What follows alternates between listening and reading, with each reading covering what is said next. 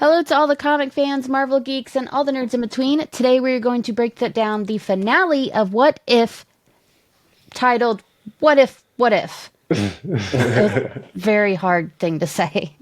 And when I say we, I mean myself, Megan Nicole from Vigilante Vibes Podcast, and LJ and Wen from Bleeding Rainbow Comics.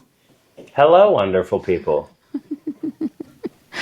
So we have finally made it to the end of the road, and I can't wait to get into this with you. We are at the finale. We have reviewed every single episode of episode 3. What did you guys think? I actually really liked it. I'm still kind of processing some of the choices that they made. And I think that it was a good end to the series. I will say that much. That much I have processed. I don't know. I think where we ended up made sense when you think of the pitch that was given to Marvel for the 3 seasons of What If. Now, I was a little disappointed that they didn't bring back anybody from the season to tie it together. Like, there were no threads. It was just like, okay, these 2 episodes are relevant to the overarching story, but yeah, nothing else is. Yeah, so what was the point of the Mech Avengers? Because they wanted to. Like, they had nothing to do with the ending. Like, Birdie that was one constant, kind of, for 3 episodes. Cohorty, I was glad she was there. Storm, I feel like she was still somehow underutilized. Yep. And then there's Peggy. Hey, you should like this episode. She got vaporized. She did the... She did the Steve Rogers Boy Scout thing where she's like, I'll take one for the team. And it's like, Peggy, sit down. But then she did take one for the team. And we still kept talking about her. She's such a pick-me. I would like to say the only thing that is important from this episode is that Birdie is now a cosmic being in the Marvel Universe. And Cohorty and Storm. Yeah, they're there too, but Birdie is also a cosmic being in the universe. Well, halfway through the episode, I was like, this really isn't going anywhere. And then the Watcher's like, you have to take an oath. And I was like, but you just broke your oath. What does that mean? Yeah, right. Yeah. It means you get superpowers. It's that easy. I mean, have you tried it? Did you say the oath? Not yet. Did anything happen? I want to be in a safe space when I do. My thing is, were they just catering to him by saying an oath, and he was just like, all right, here's some powers. I think so, because at the end he was just like, forget it. Just say I accept or I whatever. It's like, do we took it gotta so do seriously. this? He took it so seriously. Just say what? Just say accept. Yeah. I will say, like, there was a few parts in the episode I was like, I can't take myself seriously right now.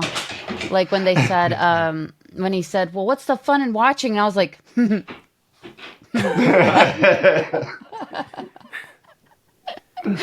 oh my god. Did you disagree? What? I didn't, but I was like, are you guys gonna say it or am I gonna say it? Got awkward. I think they said all you needed. They did. So, getting into the episode, Uatu is shown in the past swearing his oath for the first time with his little tiny skinny arms, while the Eminence confirms his great trust in his star pupil. In the present, Uatu is forced to answer for his heresies, having broken his oath more than once to help heroes and save the multiverse. Peggy Carter represents Uatu's biggest transgression, hence her recent capture by the other Watchers who intend to execute both Peggy and Uatu. Infinity Ultron attacks the Watchers, holding them off while the heroes rescue Uatu and Peggy. The heroes try to reach Strange Supreme's new universe where the Watcher's power will be nullified, though it's too late after Infinity Ultron is killed. He fumbled. It happens. Destroying their ship, the Watchers prepare to kill Uatu and the heroes, only for Uatu to share the Watcher's oath with his allies to even the odds. With the heroes now imbued by the Watcher's own power, a major cosmic brawl results in the Eminence merging of the Incarnate and the Executioner. the Eminence begins erasing every variant of the heroes from every universe before Peggy sacrifices herself, saving her friends before transporting them all to Strange Supreme's universe. Their power nullified, Uatu spares his fellow Watchers' lives while offering to teach them how to see rather than merely watch, to find and preserve the true beauty of the multiverse, and the Eminence agrees. The heroes hold a funeral for Peggy in the observational plane before Uatu ends the MCU series with a final closing narration as several exciting variants are shown. And there was a few good ones. I believe we got a Jubilee. Mm-hmm. Shoot. And we got Storm as Black Panther. There was a lot of weird ones. Yeah, we got a Mephisto Howard the Duck. Yeah, that was wild. I want to see like the art book for this show solely for that last part. I feel like it was just artwork that was a pitched episode that didn't end up being made. Oh yeah, I agree. Yeah, that'd be interesting. I would love to see an art book on this. Yeah, because there'd probably be like a ton more. And speaking of that, I'd say this was the most visually stunning episode of the whole show. Every single scene was just a feast for the eyes. Yeah. I also think that because one thing that you said yesterday and that you were talking about was that everybody was just energy blasts in this episode was like, oh, yeah? And then so I thought that the fighting, there was a lot of diversity in what they used. Like we just straight up got like spiky bats and stuff too. Like I was getting kind of annoyed with the fighting because they weren't really doing anything. They were just kind of pushing each other back, you know? Like no one was getting actual hurt. Like there's just like energy blast. I was like, nobody's gonna win this. Like I was like, no, someone's like push them off the face of the planet or something. My goodness gracious. But the visuals were cool. But they were so and then they destroyed the planet. And apparently Cohorty can get really big. Yeah, that was a Watcher power. Yeah. She got like really big too. I was like, why did none of you do this yet? If all of you got big and just like stepped on them. Yeah. She thought of it because the other Watcher did it, and then she was like, oh, that's a thing we can do? All right, I'll do that now. So I did like that, is that as the Watchers used their powers, they were learning what they were capable of doing now, which I was cool. That's true. I kept getting confused as to which was which Watcher. Which Watcher was which. Because which Watcher was which, and where did the Watchers go at the end? Because there was only that one left. Show off. But, yeah, because there's just a bunch of bald heads going around. And it's like, wait, what if... Like, I feel like I would get mistaken.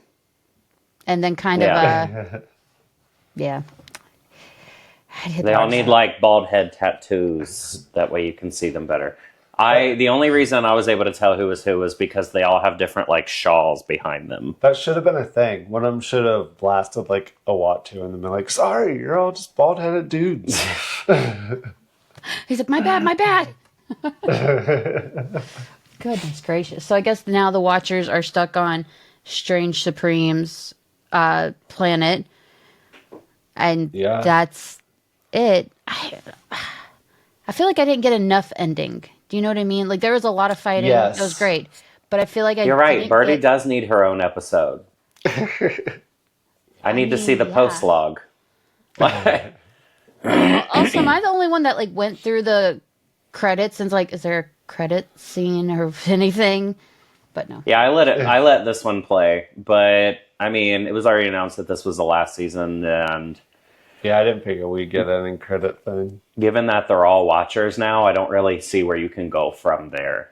Like, it set up a new beginning. Like, he's going to show him what he's been seeing, not just watching. Well, I thought maybe there was going to be something for something else, like Friendly Neighborhood Spider-Man or Marvel Zombies. Yeah. I mean, that is in like a few weeks, so that would make sense. That would have been nice. Yeah. God, that's in a few weeks. God, I hope it doesn't suck. I can't wait. Listen, it has Nico Minoru in it. It can't suck. It has to be the best. I see the trend happening if we review that show now. The Natasha theory goes and travels over to that. Well, not necessarily, because they did not get Lyrica Okano back to voice Nico, and so I still love the character, but I'm kind of bitter that she's not being voiced by Lyrica. So I'm just confused see. by this whole show. Like, I think it feels like Marvel doesn't have too much hope in it, just because they've barely spoken about it. And, like, they went as far as to making a comic, which I usually like, but it's like, but I've heard you talk about the comic more than the show. Yeah. So, yeah. Well, my confusion is that seems to be a trend in Marvel right now, is that they're investing in their own shows less, which is an odd publicity choice. Because when you think about it, like, Agatha got no merch until after the show had already wrapped. They haven't even announced Marvel Legends for that show. What if they kind of threw in their last second, they were like, oh yeah, this is a thing, Merry Christmas. And then Friendly Neighborhood Spider-Man, we should have way more content for a few weeks out. Like, trailer. Yeah, there's a trend of them not investing in themselves, which I think is a byproduct of people not investing in Marvel as heavily as they used to pre-Endgame. But like you can't not invest in yourself and expect the result to change. Like, you still need to go all out. And I don't feel like they have really believed in what they're doing lately, which is absurd because the stuff that they've been putting out here lately has been great. Yeah, I agree. Especially the animation with like X-Men 97, What If was pretty okay. Yeah. Like, Marvel had a good year. I don't see the point in the Neighborhood Spider-Man cartoon, which No is one does. sad since I'm like a Spider-Man fanatic. Same. Well, I think there are two ways that could be going about. One, because it was originally supposed to be Tom Holland's origin story. Mm-hmm. And then somewhere down the line that got changed. Yeah. But now I think we're getting into a spot to where we can have separate spaces that aren't in the MCU.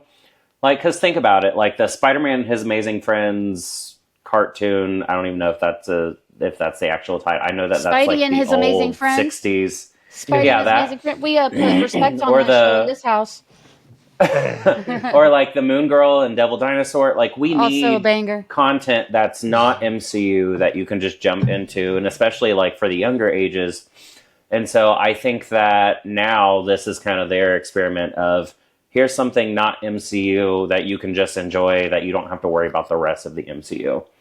Because that is my biggest gripe about the MCU, is that that's like all of the Marvel content. And think about all of the old shows that used to be going on all at the same time that were different universes and all of that good stuff. Like, you have such an established mainline universe, you're able to do some offhand cartoons. It's okay. Or if you want to make some shows that are not part of the MCU, I think that they could branch out into that too, but people would riot. But they should do now, it, though. yeah. I mean, look at this They year. should, and Look how many things and we're it's the getting opposite this of year. DC, because DC is just now getting started. And the reason that their Elseworlds are really confusing is because they have like 3 different Batmans going on all at the same time. And they're just now attempting to start a new universe. And so Marvel, like, everybody under the sun knows what is the prime MCU. I don't think that there's any confusions of that. And I think that now that they're going under different banners, like instead of Marvel Studios, we have Marvel Animation, Marvel Television. I think they have built their brand enough to be able to do that successfully, instead of just killing all of the side things. Like Runaways. I think their problem is just there's a consistency issue as well. Like, remember Marvel Spotlight? Because I do. Mm-hmm. Remember Marvel Special Presentations? Because I do. Both could have been utilized very well, because Marvel Spotlight could have been used as a way to introduce characters. It could have been a way to have Spider-Man, the Friendly Neighborhood Spider-Man, that's not connected to the MCU. They shouldn't. They should have things that aren't connected to the MCU, because that's a lot. At some point, they're gonna overlap in the wrong way. Like this year, we're getting so much Marvel content. It's bananas. I'm gonna be a busy woman this year, so I will also be a busy woman this year. we'll be busy women together. When you can join us too, if you'd like.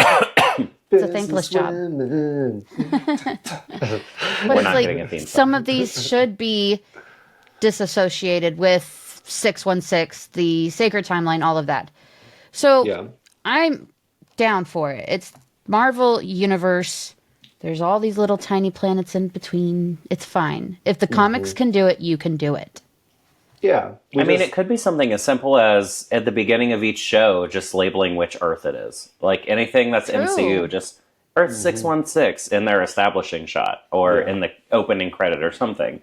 Something, a new banner or something that they stick with. Or Marvel alternate or Marvel cartoon. I don't know. I mean, I think Marvel animation, they could just keep that since 97, I'm assuming, is not in the main MCU. It's not. Unless they retcon something. But they don't need for to do. Spider-Man, I'm assuming that they're going to use the Marvel animation as well. But I think that they were toying with what to call each thing. But then I think when Echo came out and it was Marvel Spotlight, they were like, "Ooh, this is a special presentation type of thing." And then your audience went, "Oh, so if it's Spotlight, it's not important." And so they had to pivot. Yeah. So they couldn't use Spotlight anymore. I think that that's kind of where that is. But sometimes you have to let these things play out. Like Agatha. You let the show play out. It was an amazing show that not everybody believed in.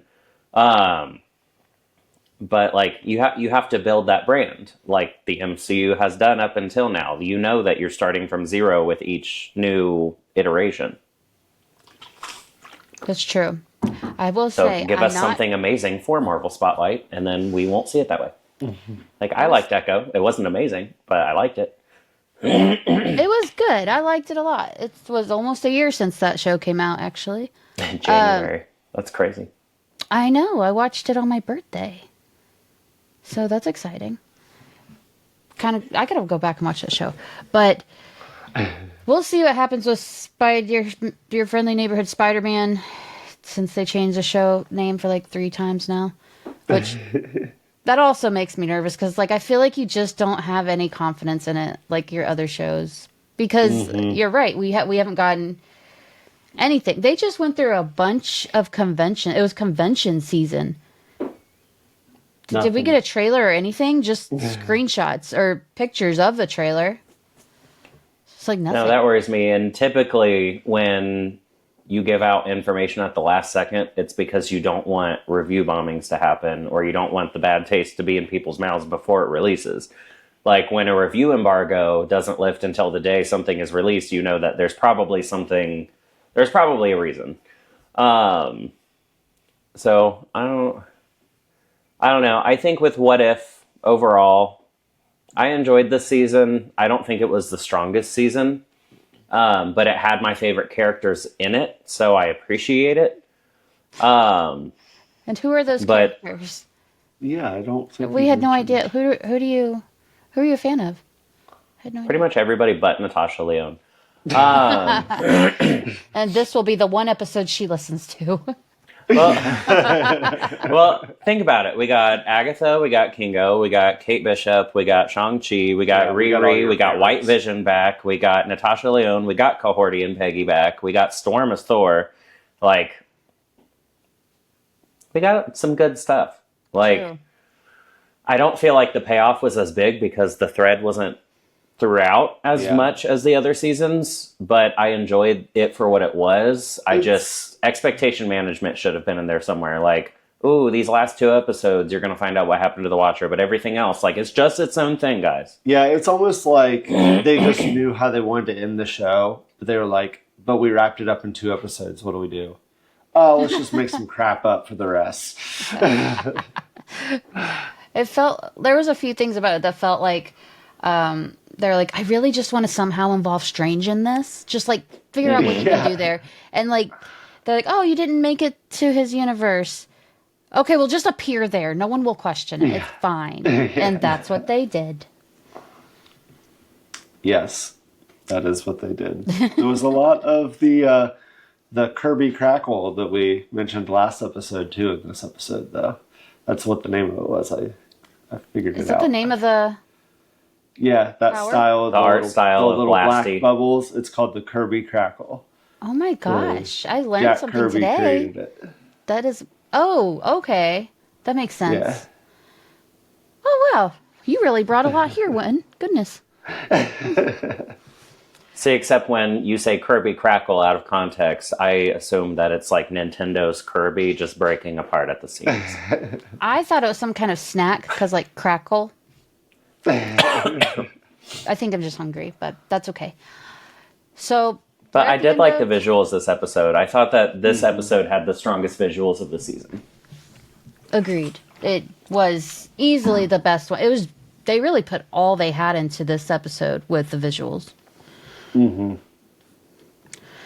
So are you guys sad it's over? I am. I actually really liked What If. I'm sad it's over. I'm not sad that I get to sleep in tomorrow. Actually, True. crap. No, I don't. I have to work. Dang it. So never mind. I would rather be covering What If than going to do a bunch of work. What But it's about fine. you, Megan? Are you sad? I think my life will be exactly the same.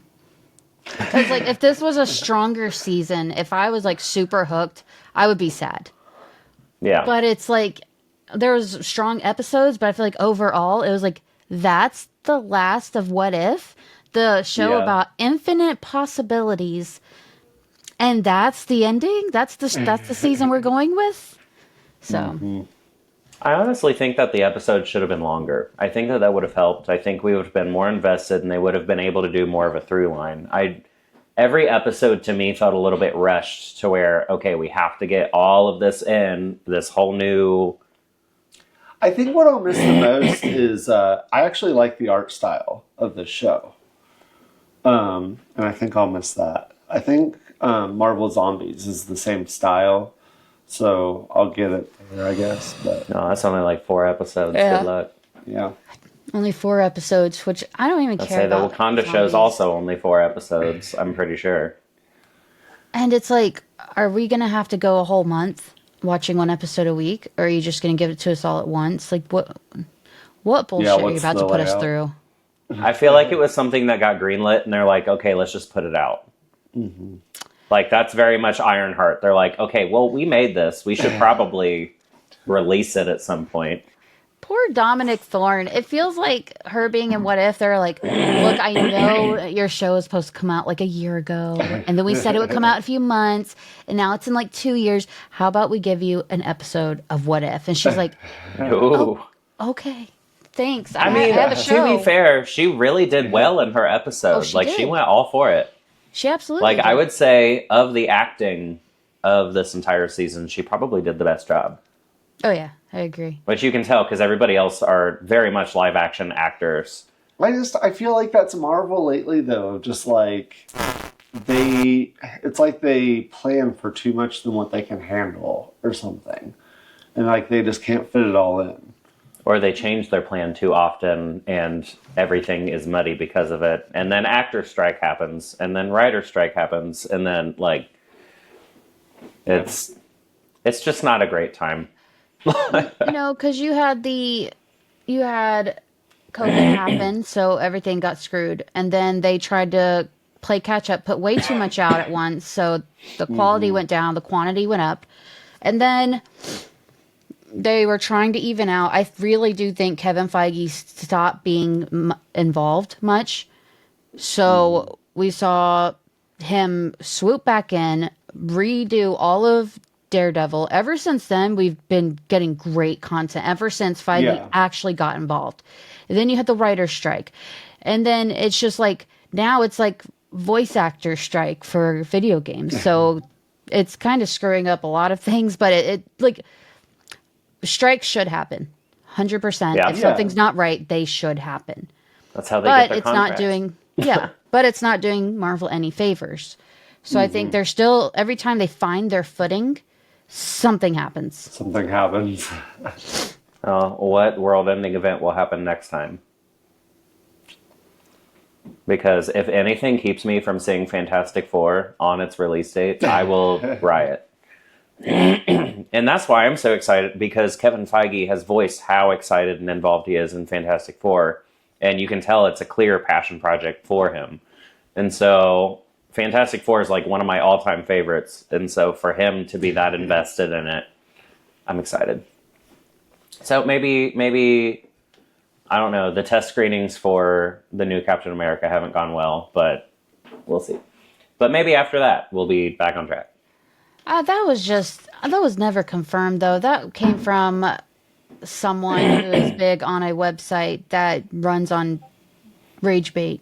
So until I see, like, the lowest source I'll accept is like Brad Winderbaum. Just because that man I'll say talks. word on the street was before Deadpool came out, Deadpool's test screenings were also met. So who knows? Also, my tastes are way different than most of the fan base, so I don't really care what people say. I can't wait till Captain America. I'm excited for it. I am too. Ruth. It's on Valentine's Day. How cute. I honestly think Fantastic Four should have been on Valentine's Day. That makes so much more sense. No, they're giving us the best month they can with Superman and Fantastic Four in July. Mark my words, one of them's going to move. There's no way that they're going to have those two movies that close together. Disagree wholeheartedly. One, James Gunn is petty as a motherfucker. But before, it was Thunderbolts that was in that month. But when it was announced it would be Superman, Feige switched Thunderbolts with Fantastic Four. So he brought the big guns. So they're playing chicken. And both of them aren't going to quit. I'm super excited for Superman, like, beyond belief, have the outfit and everything. Yeah. But if you make me pick between Superman and Fantastic Four, I'm picking Fantastic Four every single time. I'm picking Superman. I mean, I will go see them both, but I'm thinking as like a casual, if I'm going to pick one, because most people aren't going to go see two superhero movies in 1 month. I'm just glad that Superman has a 2-week window to at least get box office before Fantastic Four does come out. That third weekend drop is going to be awful. I was hoping they'd come out at the same time because I want to see how hard it can go for a movie theater. Like, I want to see how much business they can bring in. Because I love the movie theater, and I hate going when there's no one else in the theater with me. Like, we saw Sonic last night. Barely anyone was there, and I was like, man. So, that's our review for final What If episode, the finale of the show, the ending of the show. It's all done. We can all move on to the next thing, I guess. Thanks for hanging with us every single day to join us in our review. We had a blast. Thank you, too, for joining me. This was so much fun to do with you guys. I cannot think of anyone better to do this with. And we're not done yet. We have tomorrow's live stream. True. Yes. It's true. Make sure you're with us tomorrow. The whole season. Correct. Make sure you're with us tomorrow as we go live to discuss the last season of What If in its entirety and discuss with us what you thought of the finale and the whole season, really. So that'll be a good time. Yeah, I'm curious to hear what everybody's opinions is on the whole thing. Me too. I'll say, we know what you think about every episode, but you're the only person I've actually had a chance to talk to anybody about. So I would love to hear more opinions. Same. I want to hear if we're And why did you think that Birdie was the best character of the whole series? Let us know in the comments below. Get a load of this guy. So wherever you're watching or listening to this episode, be sure to click that subscribe button so you don't miss any of our reviews or all the cool, exciting content in between. LJ, Wen, where can we find you? You can primarily find us on YouTube and Facebook. Just give a search for Bleeding Rainbow Comics. Oh, he's done. He had his 15 minutes. But yeah, you can find us on YouTube and Facebook. We are there. We are also on everything else but the disgusting what is formerly Twitter. But yeah, just give us a search. Say hi. Watch a video. Bleeding Rainbow Comics. And you can find me everywhere by searching Vigilante Vibes Podcast, or make it easy, you can check my website, vigilantevibes.com. Thanks for tuning in. See you tomorrow, and have a marvelous day.